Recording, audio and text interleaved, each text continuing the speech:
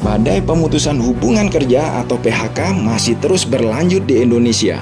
Indikasi ini mencerminkan adanya pelemahan pada ekonomi Indonesia, di mana banyak perusahaan kesulitan mendapatkan penjualan karena daya beli menurun, sehingga perusahaan terpaksa mengefisiensikan operasionalnya, yang pada akhirnya PHK karyawan jadi salah satu cara untuk mengurangi beban operasional.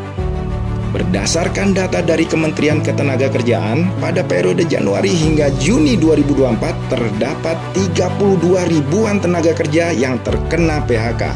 Angka ini naik double digit, naik 21% dari periode yang sama tahun lalu. Dan ternyata PHK terbesar terjadi di ibu kota negara kita sendiri. Di DKI Jakarta ada sekitar 7.500-an tenaga kerja terkena PHK, naik hampir 1.000% dibandingkan tahun sebelumnya.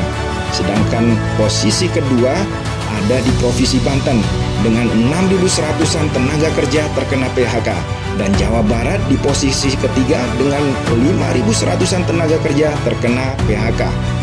Gelombang PHK banyak terjadi di sektor teknologi, di industri tekstil, industri pendukung tekstil, dan lain-lain.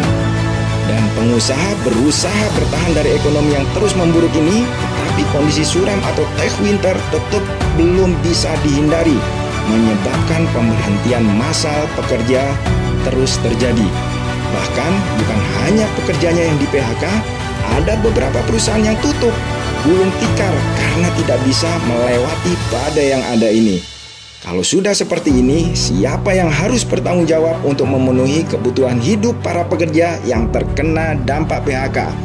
Kalau negara yang harus menanggungnya, lalu dari mana juga biaya untuk menutupi kebutuhan hidup orang yang tidak bekerja ini? Ini persoalan serius loh.